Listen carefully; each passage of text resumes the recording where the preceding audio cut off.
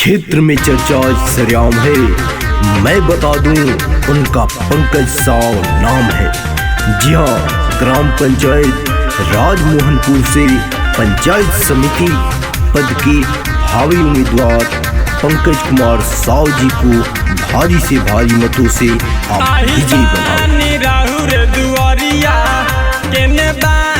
सुनिए भैया कभी न दाया हम पे पारे हो जा हमारो नैया मंगला आशीष अइले पंकज साव भैया। ये चाची अब की बार अपना पंकज भैया के विजयी बना देवे के बा।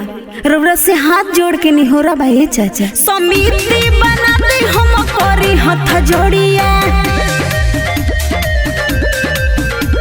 राजमोहनपुर में बही विकास की बयरिया।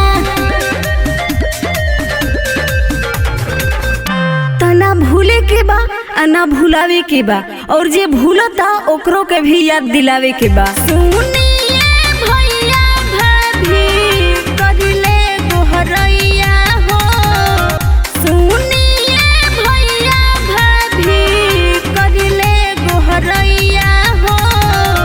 चाचा जब साव के बचई हो पगरिया हो, चाचा जब साव के बचई हो पगरिया हो।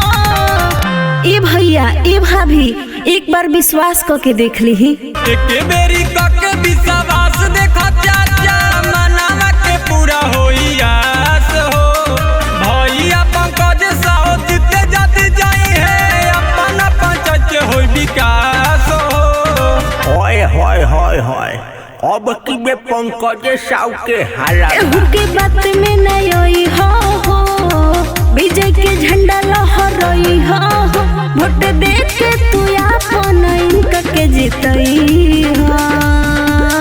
विजयी बनाई हो नहीं भूलई हो, समिति से जीतई हो नहीं भूलई हो, विजयी बनाई हो।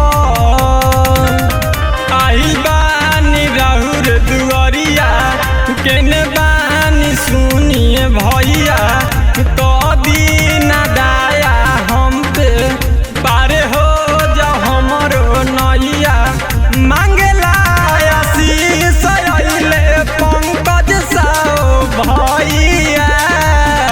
समिति बना दे हम करी हाथ जोड़िया,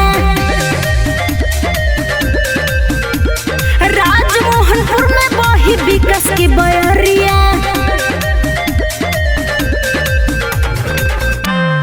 अरे अब की जीत पक्का बारे बबुआ।